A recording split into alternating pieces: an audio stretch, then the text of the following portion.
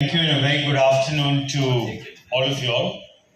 I'm really glad that I'm here for this meet of the Kolkata Retail Summit. Last year when I came here, I think the mood was very different.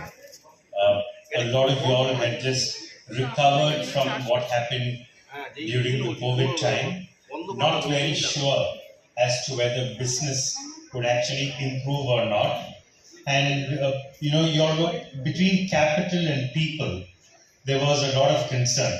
Should I be able to infuse more money into the business? Should I keep people? Should I, get rid of a few people?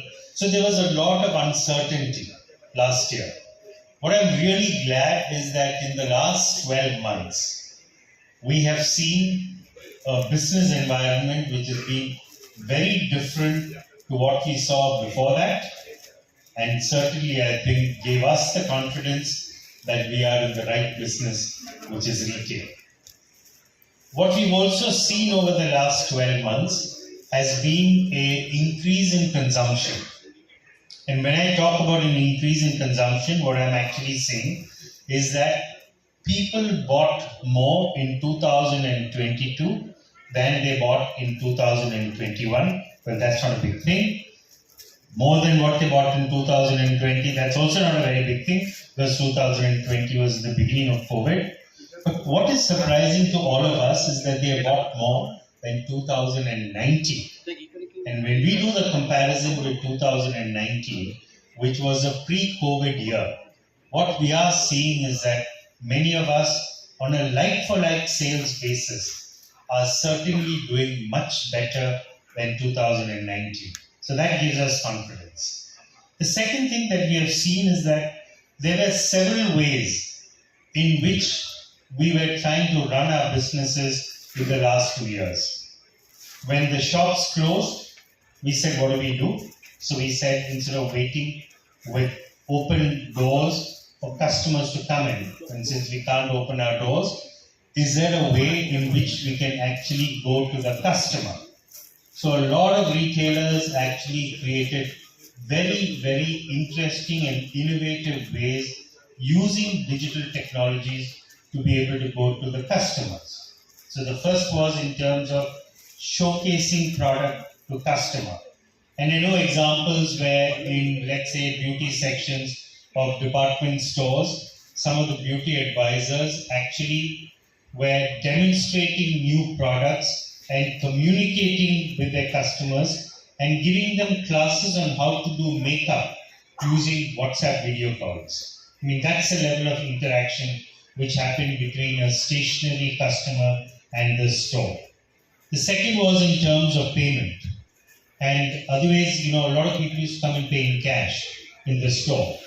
So what we really did see and what we are continuing to see is the role of UPI. And UPI spearheaded the digital payment revolution in the last 2 years to the extent that today it is the largest digital payment platform, much larger than credit cards, which used to be there 2 years back. Credit cards still exist. The number of people using UPI for payment, that has happened. The third is that everybody was worried about technology and used to say that either I don't understand it, or if I understand it, it is too expensive for me to be able to do it. And because of which, they used to not even embark on the road to, embedding technology within their businesses. What we also saw is that we found a lot of technology being made available. And it wasn't the likes of SAP or Oracle or even Microsoft. What we saw is homegrown technology players creating technology solutions for the problems that small retailers face. And what we did get to see with that was a lot of people adopting this technology. One of the things that we've also seen when companies digitally transform is that they don't look for the large packages like an SAP or an Oracle. They sometimes use it as a backdrop. But beyond it, there's a lot of nimble, small technologies which help them in terms of either marketing, customer relationships, payments, supply chains, all of which plug in to the larger Oracle or SAP. So what we did see is the growth of a lot of the small technology players who came in and enabled small Kirana players also to be able to transform themselves. What we also saw during the last 2 years was the emergence of the local Kirana store. At one point of time, the concern was that because of the large players coming into the market, all of these people will get wiped out. But instead, during COVID, all of them actually survived and they did actually better than some of the large players because one, they were nimble, second, they were close to where people live, third is that they could do a lot of things which the large players couldn't. So they could actually, accept an order on WhatsApp, they could actually go and deliver it to the house, collect the payment from the house, and then come back. A lot of those kind of things were not possible with the larger players who had much more rigid systems to operate with. We also saw that, the people in our stores were beginning to start changing.